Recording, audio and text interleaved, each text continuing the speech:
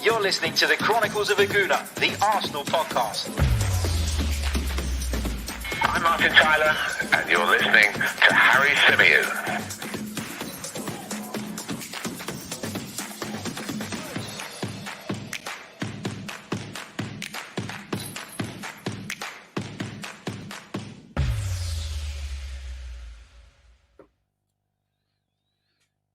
Hello and welcome back to the Chronicles of a Gooner, the Arsenal podcast, part of the 90 Min Football Network. And as ever, I'm your host, Harry Symeou. On this edition of the show, we're going to continue reacting to Arsenal's win at Molineux last night. What a huge victory it was for Mikel Arteta's side. We're going to be deep diving into the tactical side of this one just a little bit more, as well as discussing some of the player ratings that have been put out there. And of course, taking some of your questions from the live chat box. Look, I keep getting complaints, right, from viewers of the channel, people who wish to join us on live stream, saying that they don't get a notification quick enough when we go live.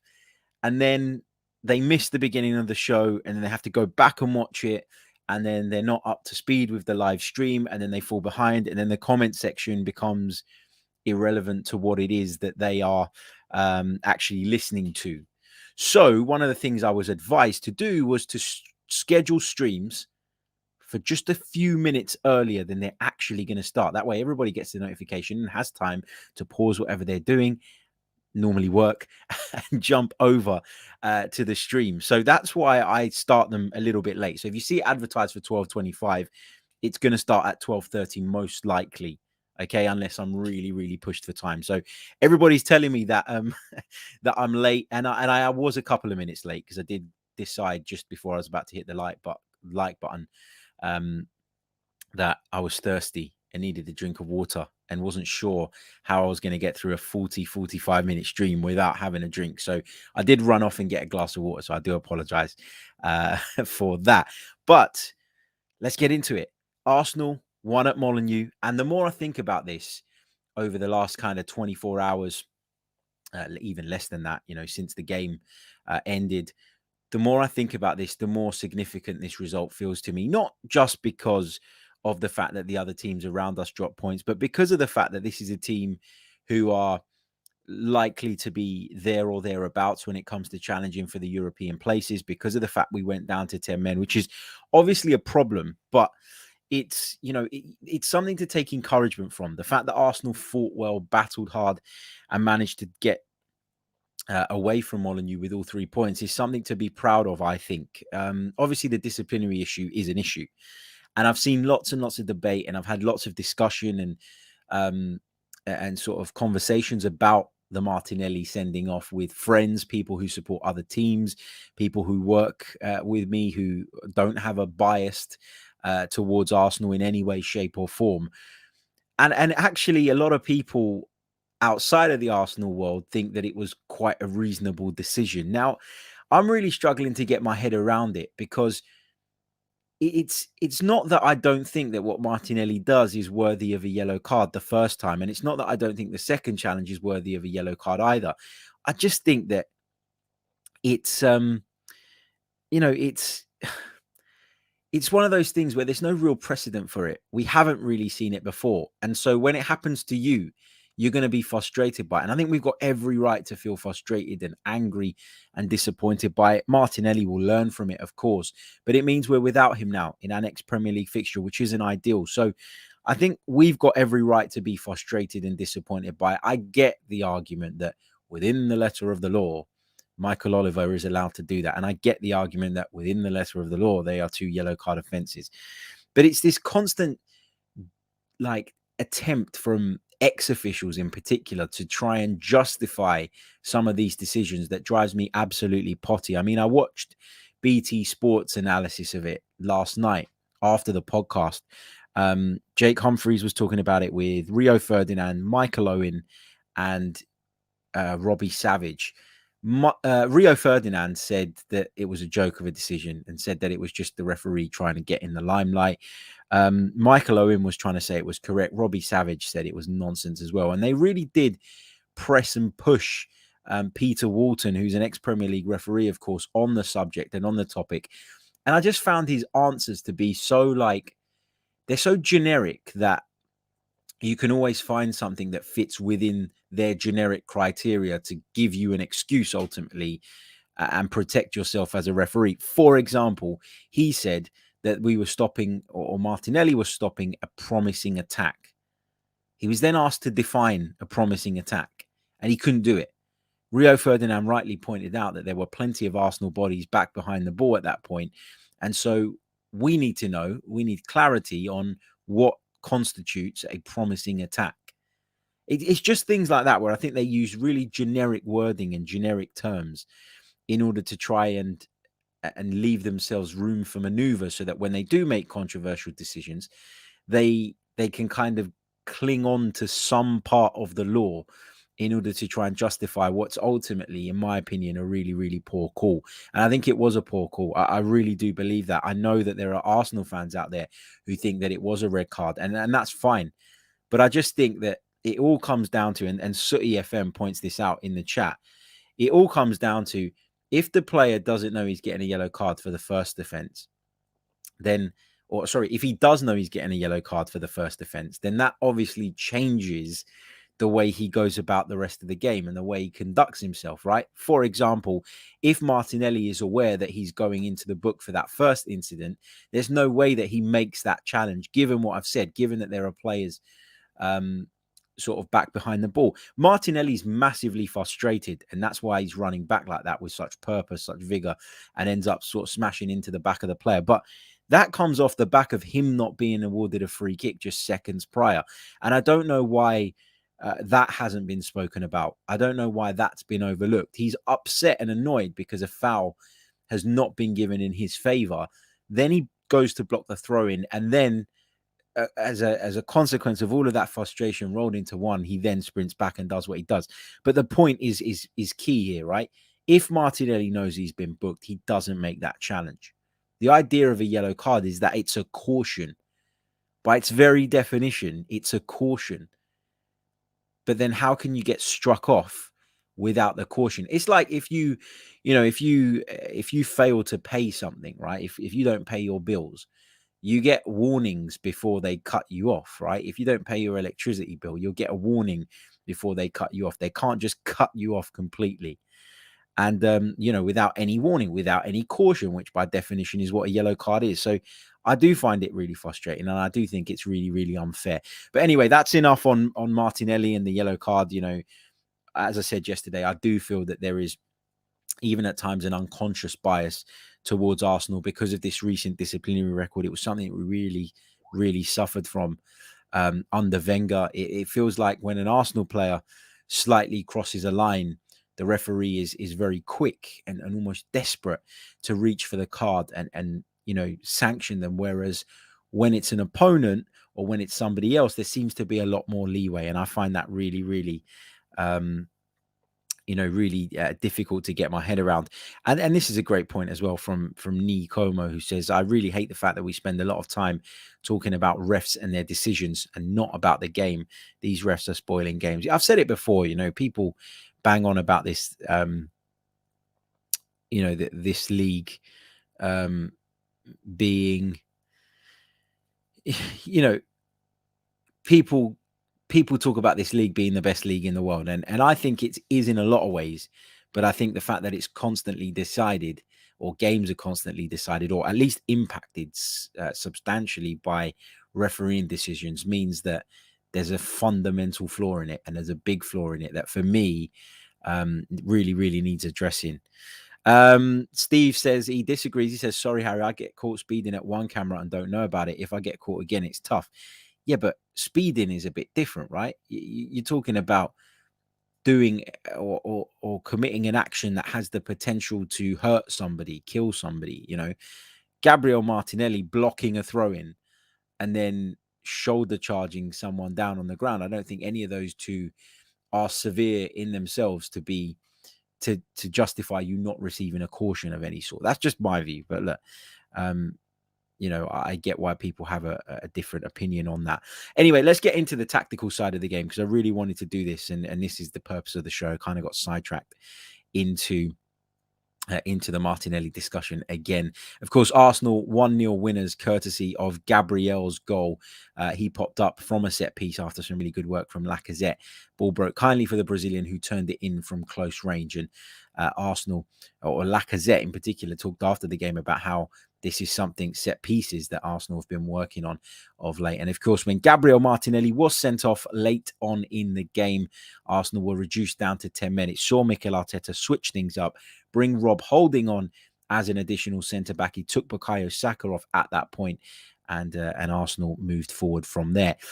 We did well to hold out in the end, as I say, and it's obviously a very, very positive result, as we discussed last night. Let's go over to some of the player ratings. Let's get some of the player ratings from an Arsenal perspective. And these are player ratings that come from sofascore.com. So these are not necessarily my player ratings, but I just wanted to kind of discuss them with you. In fact, I'm going to share the actual page with you guys as opposed to just a screenshot, and we can dive into it a little bit deeper. So if we look at the Arsenal player ratings, this is what SofaScore have gone with. So they've gone with Aaron Ramsdale, and they've gone with a 7.8 for him, which I think is probably a little bit generous. I think he had a good game, Aaron Ramsdale, on a solid game and a comfortable game. 7.8 feels very, well, it is very close to 8 out of 10. And I feel that might be a little bit over the top. Kieran Tierney got a 7. I don't think Kieran Tierney was worthy of a 7 yesterday. I would have reduced that to just below. Cedric Suarez got a 7. I thought he was good value for a 7 based on his performance yesterday. Ben White, 7.3. Again, fair. Gabriel, 8.4. I think Gabriel was definitely the man of the match and definitely Arsenal's standout player. So yeah, I'm going to go with that one being fair. I think that Gabriel played a really important part for Arsenal yesterday, not just in the goal, but in his defensive work, in his physicality, in his ability to kind of keep tabs on Raul Jimenez, who is obviously a very physical and very effective striker, as we've come to learn since he's arrived in the Premier League. Moving into the midfield, Thomas Partey got 6.9, so around about 7. I think that's about fair. I think it's a little bit harsh that Granit Xhaka got 6.7. I think he was on par with Thomas Partey, but played a very different role, and we'll come on to discuss that in just a few moments' time. Bukayo Saka got 6.8 on the right-hand side. I think that's about fair because he was threatening when he got the ball, but I don't think he was as proactive as he can be sometimes, and I don't think he was as involved in the game. As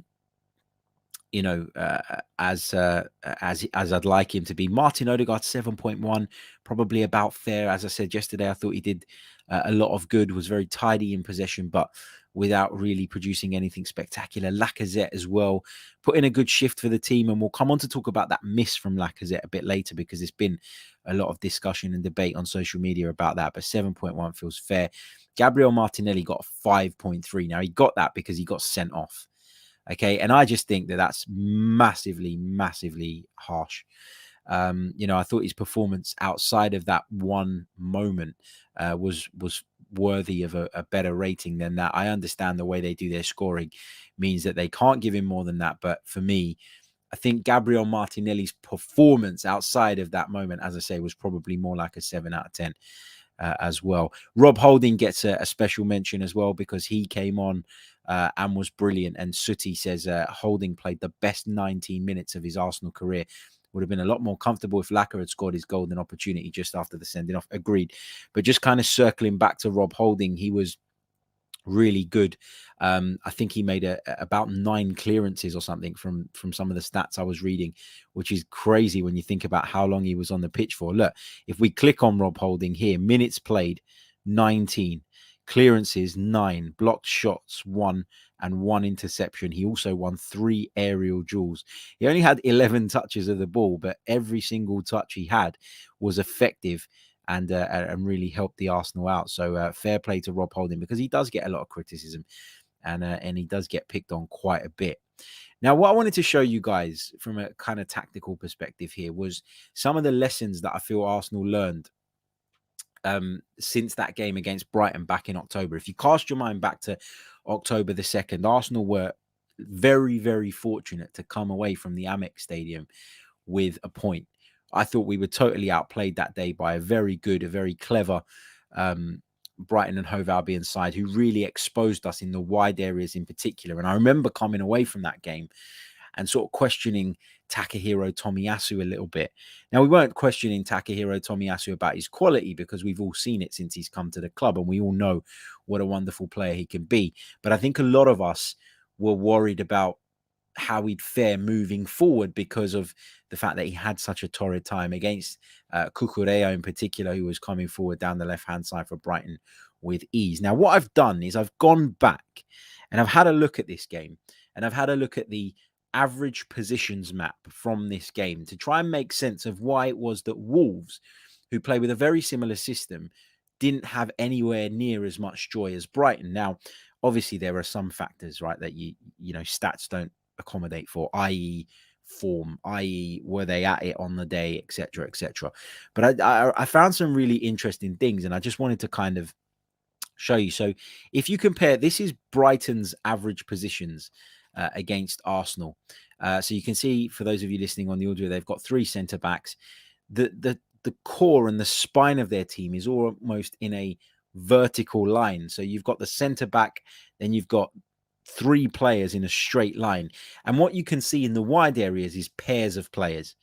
So you've got the right wing back, who I think was Joel Veltman, and Pascal Gross bunched together on the right-hand side. And if you look on the left-hand side, you've got Cucurella and I think Jakub Moder, who are in very close proximity in a wide area. So Brighton decided that they would defend in a way through the core, which gave them 3 lines of defense ultimately, but also we're going to give up the idea of trying to break Arsenal down through the middle, and we're going to double up in the wide areas, pinning our fullbacks back. And if you look at Arsenal's average positions at Brighton, you will see that we tried to play that kind of 4-4-2 formation, and it didn't really work. You know, we're talking about Tierney being pushed up on the left-hand side. Lokonga was the central midfielder, and he was quite narrow at times. At times, I thought he went too far wide and left Partey alone that day. But there was no cohesion in the midfield. Tomiyasu was left very, very isolated on the right-hand side. And there was a gathering of players just kind of in an attacking sense. It was Smith Rowe, Aubameyang, Saka, and Odegaard, who were all competing for, you know, a very narrow bit of space. And I think when you compare that to the average positions that Arsenal took up yesterday, you can see there's a huge difference, and you can see the lessons that Arsenal have learned. Now, let me take you forward to Wolves' average positions, okay? And again, there's a common theme, okay? You've got, particularly down the right-hand side, you've got the right wing-back, Nelson Semedo, and then you've got another attacking player, I think it was Trincao, gathered on that side. On the other side, they did it with Marçal and, of course, Roman Saiss, but they did it a little bit more compact. It was a little bit more reserved from Wolves down the left-hand side. But what Arsenal did really, really well this time, and you'll see this now when I show you the average positions that Arsenal took up, was they recognised that their opponent was going to overload in wide areas. And where we're always banging on about protecting through the middle and prioritizing that, Arsenal prioritized pressing and squeezing in the wider areas and did it to really, really good effect. Now, if you look at Arsenal's right-hand side, you've got Cedric Suarez out wide, obviously playing at right back. You've got Bukayo Saka parallel to him, just ahead of him. And you've got Martin Odegaard occupying the half space in between the right wing and the center of the pitch. Now, Martin Odegaard's occupying that area so that he can get out and help when the opponent tries to double up. Arsenal clearly identified that Wolves had a problem progressing the ball through Roman Saiss and Marçal, and that's why a lot of their play came down the right with Semedo and Trincao. But you can see the same on the other side. Kieran Tierney pushed high up the pitch. Martinelli, again, pretty much parallel with him to show that Arsenal are working on that channel in particular. And Granit Xhaka going out there and being very close and doing a Martin Odegaard role, but on the other side from a deeper position, obviously because he's a defensive midfielder. and adding that third body and making sure that Arsenal was stopping Wolves having any joy in those wide areas. And there was almost an element of trust then placed on Thomas Partey, a lot of responsibility, you might say, on Thomas Partey to then marshal that central area alone. But I thought it was the right way to go against this particular opponent. And the fact that it was a very different setup to the setup we saw against Brighton, a very similar opponent in terms of the way they play, but a very different approach from Arsenal, a focus from Arsenal on preventing them progressing down the wide areas. I thought that showed that there were lessons learned. And that's what I want to see from Arsenal and Mikel Arteta. I want to see lessons learned. You know, I understand that he is a new manager. I understand that he is someone who's learning his trade. I'm not always okay with that, because I think as a football club of this size, you need people that are ready, right? You need people that are there on merit. But it ain't going to be perfect with Mikel Arteta. It never was going to be. He's a new manager, as I keep saying, still learning his trade. But the important thing for me is to see is to see progress and is to see development. And I think we saw development in the way we decided to cope with the threat of wing backs in comparison to the way we cope with it against Brighton, for example, a game where we were clearly outplayed, clearly dominated, and really, really struggled. So I think it's good that we've seen that sort of progress. And I'm positive about that. Another thing I just wanted to quickly touch on was Alexander Lacazette's miss just after the sending off happened. Because if you remember, he was placed through on goal and he ended up putting the ball wide of Jose Sarr's goal. Now, I just want to share with you guys a screenshot that was that came across my Twitter timeline earlier, and I did tweet. Where is it? Hold on a second. Here we go. You can see it here. And I've seen people kind of putting it on the hold on, is someone getting a bit leery in the chat? I think we'll block him.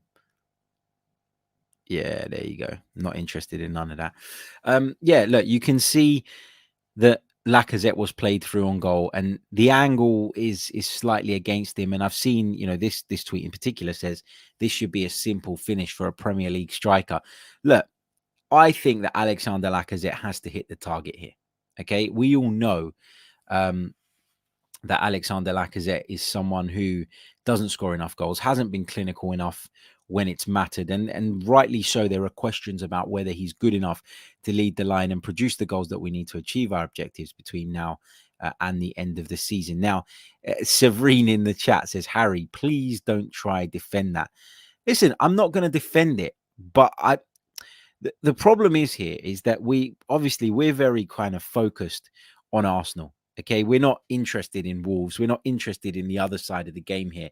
But I think that you need to give Jose Sarr credit. I really, really do, because his position in this screenshot is perfect. It's perfection. He's closed down the option of Lacazette going for the near post. And he's also minimized the angle that Lacazette can hit at the far post. You know, I've seen some people online put it under his legs, chip it over him. First of all, to chip it over him, he needs to commit. He needs to dive down, and he doesn't. He doesn't until the very, very last minute. Jose Sarr stands up big, stands up tall. And as I say, he got his positioning absolutely spot on. It's a difficult finish. It's a much more difficult finish than people would give it credit for. The only way you get that in at the far post is that you have to set it outside of the post and make sure it's got enough curve on it to come back in. Now, when you're inside the box and you're 12 yards out, you don't always have time to whip the ball outside and for it to come back in. There's not enough distance for the ball to kind of curve out and curve back in. So I'm not saying that Lacazette is excused for missing the target here, but I think what he tried to do was the right thing. He tried to find the far corner. Unfortunately, the execution not quite right. In hindsight, it's very easy to say he should have put it through the goalkeeper's legs. You're looking at that screenshot there, and you can see that Jose Sarr's legs are wide open, but they're only open for a split second. If you watch the actual clip, you know, it's a much more difficult finish, I think, than people are caring to admit. Matt says that would Aubameyang have finished it too soon?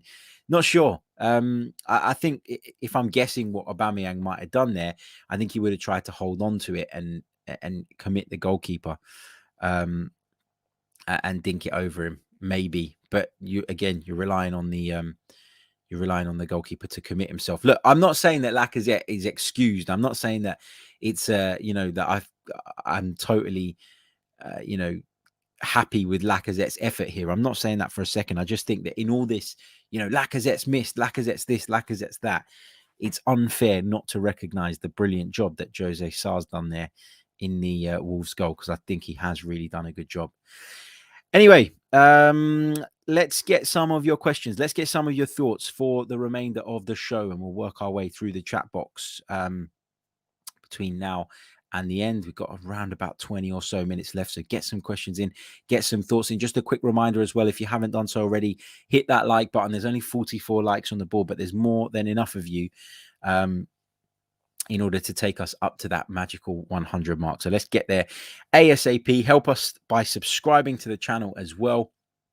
We're around about 100 subscribers away now from hitting 19,000, and then we can focus on the big goal, which is 20K by the end of the season. So help us get there ASAP. If you want to become a member, join our Discord server, contribute to our members' mailbag shows and our members' streams, you can do so by clicking on the link in the description.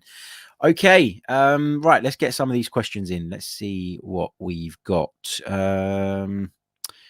Okay, let's take this one. Matt G says, Harry, why are we collecting red cards as though they're NFTs? Do you know what? I really don't get all this NFT stuff, by the way.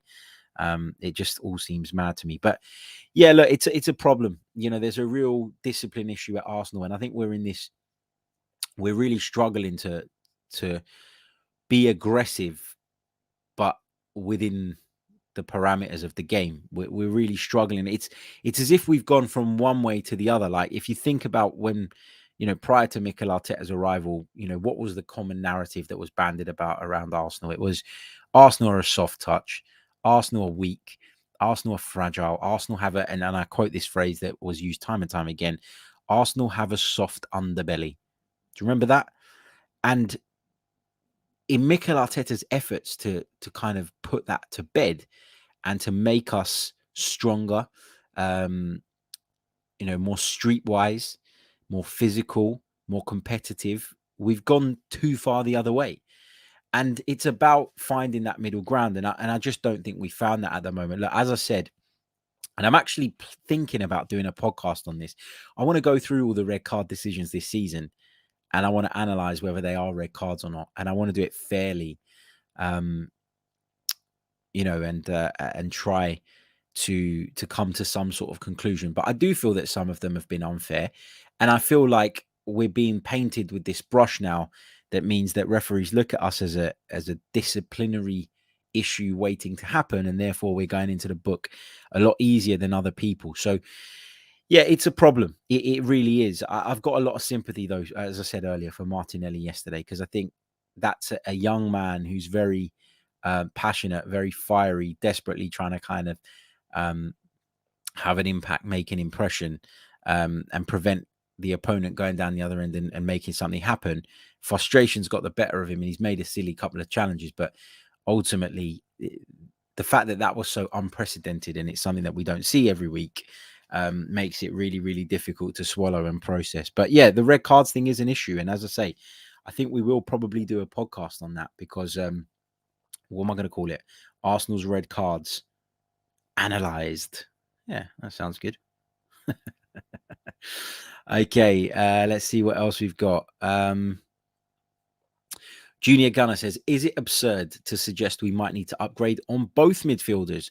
Xhaka and Thomas Partey have been shown to be unreliable, inconsistent, and concerns of fitness for the latter. Should we upgrade Big H? Look, I think we need to upgrade Xhaka, because when I talk about Xhaka, I'm always kind of mindful of what his shortcomings are and what his issues are, and where are the areas in which he falls down in comparison to some of his peers. And I think one of the big areas is mobility, as I quite often talk about. Now, if you go back to that model that I showed you, you look at his average position yesterday, you're talking about a guy who is being tasked with starting in a left central position and going out to the left-hand side to help out. You're then asking him to come across and tuck in alongside Thomas Partey and make that single pivot into a double pivot when we're without the ball. And there were a couple of occasions yesterday, as I mentioned in the post-match reaction show, where he was tasked with coming all the way out to right back to stop Wolves progressing down that left-hand side. And there was one incident, as I highlighted again yesterday, that I felt he was going to go into the book for. So it's clear that whoever plays that role needs to have a fair amount of mobility. And I think there are much more mobile players out there than Granit Xhaka. Therefore, it's fair to say we need to upgrade there. With Thomas Partey, I'm starting to lose a bit of patience with him. I'm not saying he was bad yesterday. And just to kind of reiterate, according to SofaScore yesterday, his player rating was, and just bear with me a second, 6.9, so 7 out of 10. I think it was more like a 6.5 out of 10, maybe, now that I'm kind of thinking about it. And that's been the problem with Thomas Partey. Like, there's been a lot of those performances.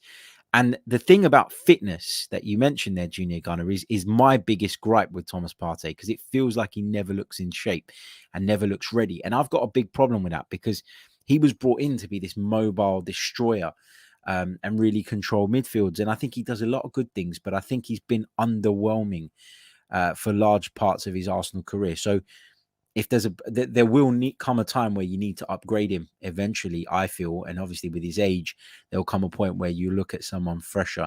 But I don't see that as a priority right now. I don't see that as something that needs to happen ASAP. I think that it's important that we upgrade Xhaka before, for example, we move on to Thomas Partey.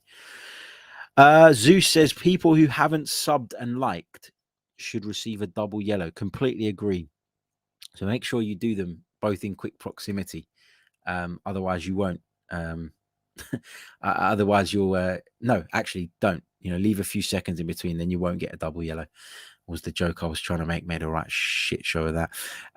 What else we got? John Daly says, did you see or hear Rob Holding while warming up? He was by the corner in the second half and was cheering and clapping the team. This squad is together in the 11 and the subs. Yeah, and look, this was, and we talked about this on the show with Adrian Clark a few days ago now. I think it was at some point.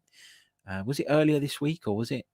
I can't remember when it was. Anyway, it was a few days ago. We talked to Adrian Clark and we spoke about this, and we spoke about the benefits of streamlining the squad. And one of those benefits, as Adrian said, as someone who's been in dressing rooms and changing rooms and played for Arsenal Football Club, was that what you get is an environment where everybody's invested, everybody's engaged, and everybody feels a part of the team. There aren't players sort of walking around the training ground on a day-to-day basis who know they're not only not going to play, but not even going to be a part of the squad on the match day. And they can get a bit disenfranchised, and they can feel a little bit left out, and that contributes to negative atmosphere and can impact team spirit. So look, I'm obviously worried about the fact that we've left the squad so thin, but the benefit of that, as I understand Mikel Arteta would have seen it, is that you get a more engaged and more streamlined group off the back of it. Let's see what else we've got in the live chat box. JW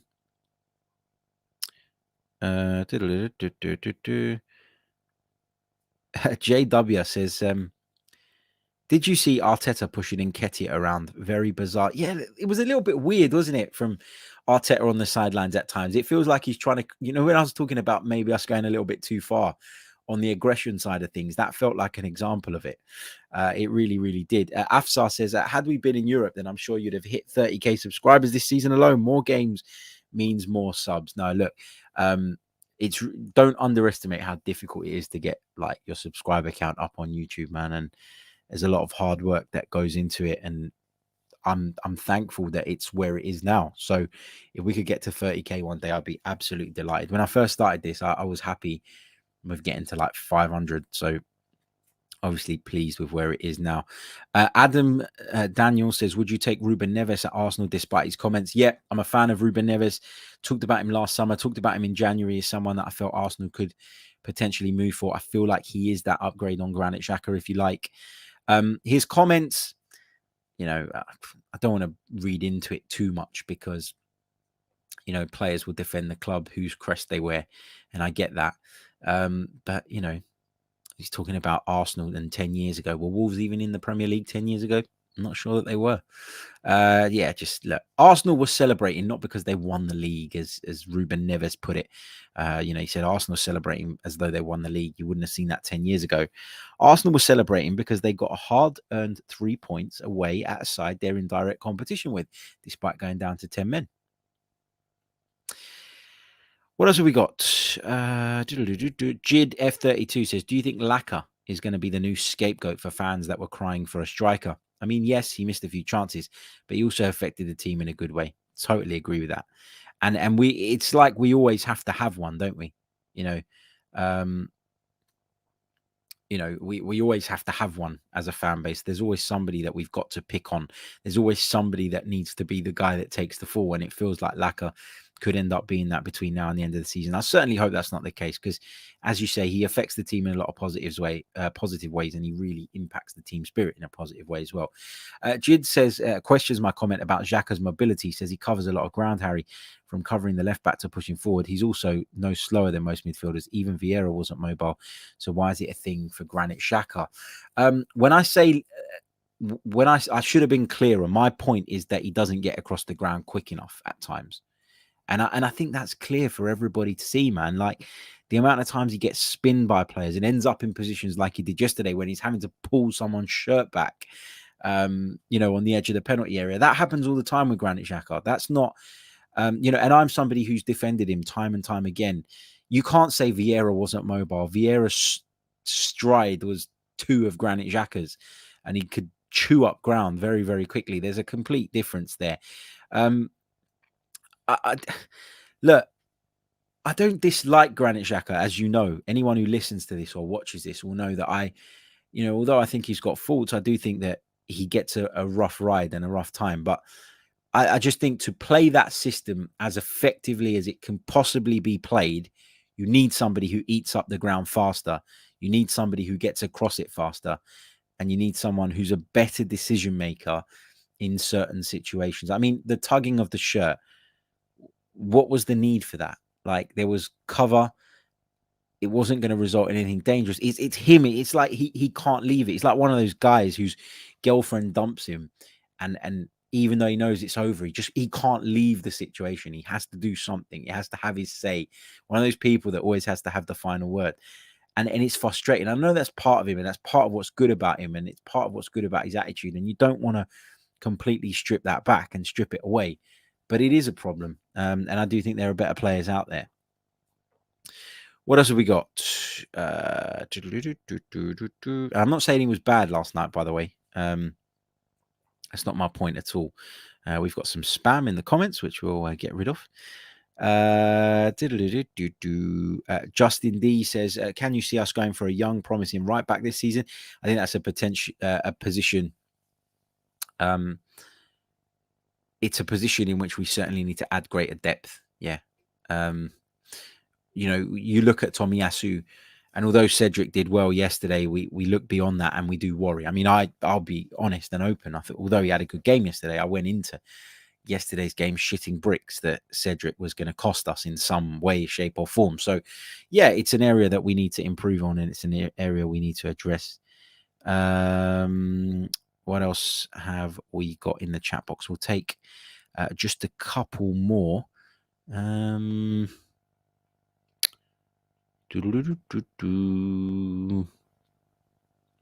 see what we got. Address the right back question. T says, Harry, great to see you. Been really busy, so I haven't been able to watch all your videos or shows. Take care. And this mother from Cyprus. Shout out to everyone watching us in Cyprus, by the way, the motherland. Lots of you regularly tune in, and hopefully I can get out there in the summer. Really, really looking forward to some time out and a bit of a wind down because it's much needed, I can tell you. Holy Moly says, do you think people are starting to get rattled by Arsenal's come up? Yeah, I do. We almost became the club that people enjoyed poking fun at, particularly other members of the Big Six. And I get a lot of this because I do a lot of shows where there are representatives of those clubs. And, I meet, sometimes I go on the radio and people talk to me about Arsenal in a way where I feel like you're just trying to get me to talk about a crisis that I don't even believe is there. So there is an element of that. I really do think so. I do think that people love to laugh at us. People love to put us down. And now we're kind of showing signs of some kind of resurgence. And we're not where we want to be just yet. But the fact that we're showing some signs of progress and some signs of a kind of, resurgence, I think people want to drag us down. Like, for example, the Martinelli red card thing yesterday, right? And I know I keep going back to this, but the Martinelli red card, if that happens in any other game, if that happens to a team who haven't got, for example, 4 red cards in 6 games or whatever it is, you're not sitting there saying that the referee was right. You're actually sitting there going, well, that was weird. I've not seen that before. And was it actually necessary for the referee to do that? Now, Keith Hackett, who's been on the show before, fantastic former referee, former head of the PGMOL as well, has been speaking out about this incident in particular. And he said that in his view, referees need to be proactive more than reactive, that referees need to be trying to keep a lid on the game, not letting it get to the point where you're in that position that Michael Oliver was in, i.e. you book Gabriel Martinelli for the foul, you go over to him after the play breaks down, you issue the yellow card and you say to him, look, Gabby, you're very lucky that you've got away with that. I've spotted you trying to block the throw in. You're lucky that I'm not going to reach for a second yellow card. This is your final warning. And the reason why the fact that he didn't give him any warning really pissed me off yesterday was because Roman Saiss, for example, was chopping shit out of people throughout the game. If Gabriel Martinelli hadn't done anything wrong, Roman Saiss had committed a number of fouls prior to that, even, prior to him even being talked to. And I just find that really frustrating. I hate the inconsistency within a game of football. I understand and I appreciate, and I always say this, that with different referees and different VARs and different players and different interpretations of this, that, and the other, you will never get complete consistency across every single game in the Premier League. But you should at least have consistency within the 90 minutes of football that is being played. And that's all I ask for. So to see certain players commit tons and tons of fouls, some far more cynical than that, that from Gabriel Martinelli, it's it's really annoying. It's really annoying to see that the action taken was different and not consistent, not in line with what we'd seen earlier on in the day. Okay, I am going to leave it there. Brilliant show, as always. Brilliant catching up with you guys. Brilliant hearing from you in the live chat. Hope you guys enjoyed it as much as I did. Don't forget, if you haven't done so already, please do hit that like button. We're on 95 likes. Let's get it over the 100 mark between now and the outro. Subscribe to the channel if you are new.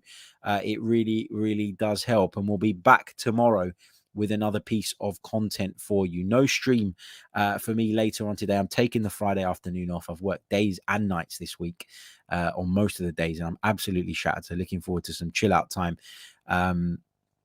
Might even see the kids for a bit. So yeah, looking forward to chilling out. Get involved by subscribing if you haven't done so already. Like if you haven't done so already. We've hit 100. Thank you all so much. And join as a member if you'd like to be part of our Discord server and part of the Chronicles of a Gooner close-knit family. So please do get involved, and I'll catch you all tomorrow with some more content. Until then, take care of yourselves and stay safe. All the best.